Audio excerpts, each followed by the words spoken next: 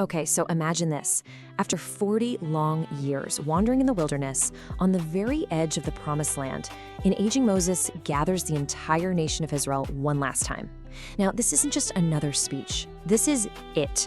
This is his powerful, final farewell address. It's a charge to a whole new generation, and it's absolutely packed with passion, with history, and with a very stark choice.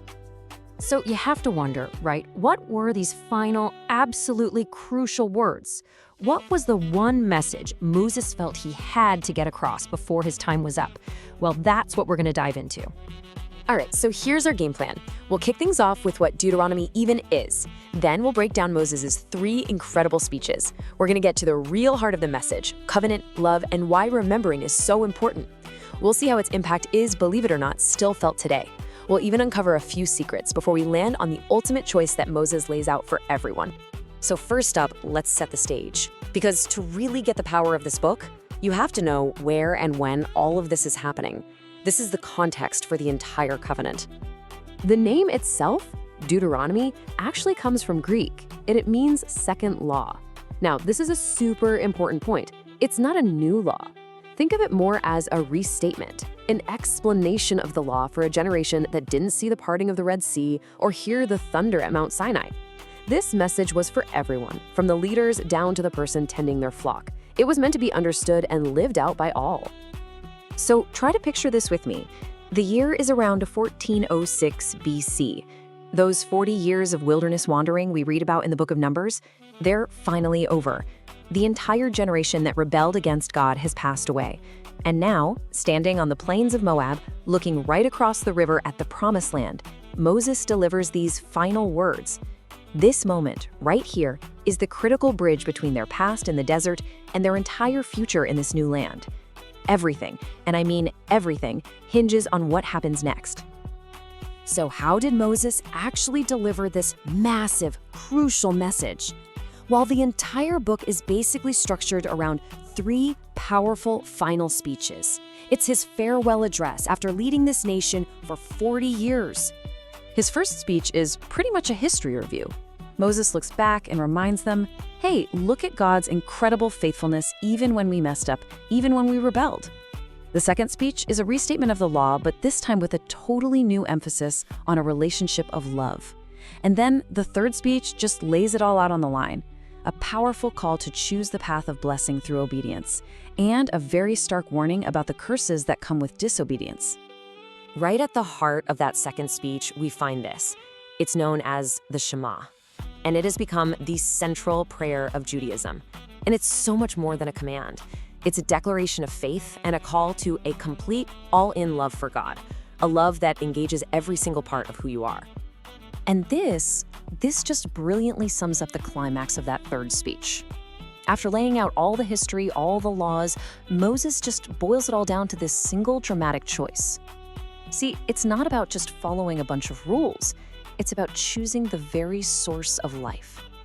Israel's entire future, their whole relationship with God, it all hangs on this one choice. Okay, so we've seen the structure, but what's the soul of this book? What's its heartbeat? Let's drill down into the powerful ideas that Moses repeats over and over again. This really is the heart of the law. You'll find 4 major themes woven all through Deuteronomy. At its core is God's covenant faithfulness, this unwavering truth that he always keeps his promises. That then leads to the call to remember and to teach, to make sure that faith gets passed from one generation to the next. And the motivation for obedience? It's not just about following rules, it's about a relationship of love. And finally, in a world that was just full of gods, Deuteronomy makes this radical call for undivided loyalty to the one true God, worshipped in one place. This verse just captures that theme of faithfulness perfectly. You can almost hear Moses pleading with the people, just begging them to grasp God's true character. He's not some moody local deity. He is the faithful God, whose love endures for 1,000 generations. This is the bedrock, the foundation of their entire relationship with him. So why does this ancient book, a farewell speech from over 3,000 years ago, still matter so much to us? Let's take a look at its profound and lasting impact, not just on faith, but on history itself. You know, if you need just one piece of evidence for this book's incredible importance, look no further than this number, 3. When Jesus himself faced temptation in the wilderness, what was his weapon of choice? It wasn't some new argument or a clever debate. 3 times he responded with a direct quote right out of the book of Deuteronomy. And here you can see it laid out. For each specific temptation, Jesus had a specific answer straight from this book. Man shall not live by bread alone. You shall not tempt the Lord your God. You shall worship the Lord your God, and him only you shall serve. This just goes to show you not only the authority of the text, but its real practical power for life. And beyond those temptations, Deuteronomy's influence is just massive.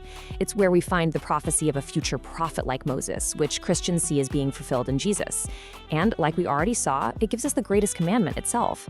It's pretty clear that without Deuteronomy, our understanding of some of the most foundational ideas of our faith would be seriously incomplete. Okay, every ancient book has some fascinating details hiding just below the surface. So let's look at a few lesser-known facts about Deuteronomy that I think make it even more compelling. First off, the end of the book says that God himself buried Moses in a secret location, which is just a staggering sign of his unique relationship with God. Second, and this is really cool, scholars have found that the book's structure perfectly mirrors ancient political treaties between a great king and his people. Now, why does that matter? Because it frames Israel's relationship with God not as some loose agreement, but as a formal, binding covenant with their loving, sovereign king. It emphasizes both loyalty and consequences. And finally, a beautiful alternative title for the book is simply The Heart of the Covenant. And all of this brings us to the final, most crucial point. See, Deuteronomy isn't just a history book or a law code. It's a personal challenge that echoes down through the centuries. It's all about a choice between life and death. And this right here is the key. Moses doesn't just say, choose the good life. He says, the Lord is your life. The choice isn't between 2 sets of rules or 2 different lifestyles. The choice is God himself. To choose him is to choose life. So that ancient challenge from Moses to a nation standing on a riverbank still echoes today, doesn't it? It forces every one of us to ask ourselves the exact same question he posed to them. What will you choose? It's a question that goes way beyond ancient history and speaks right to the core of what we believe and how we live our lives. So there you have it, Deuteronomy in a nutshell. Moses' final words, a powerful call to love and obey, all based on the incredible faithfulness of God. If you found this breakdown helpful, make sure to subscribe and hit that bell for more explainers just like this one. Go ahead and share this with someone who might be studying the book, and let me know your biggest takeaway in the comments below. Thanks so much for watching.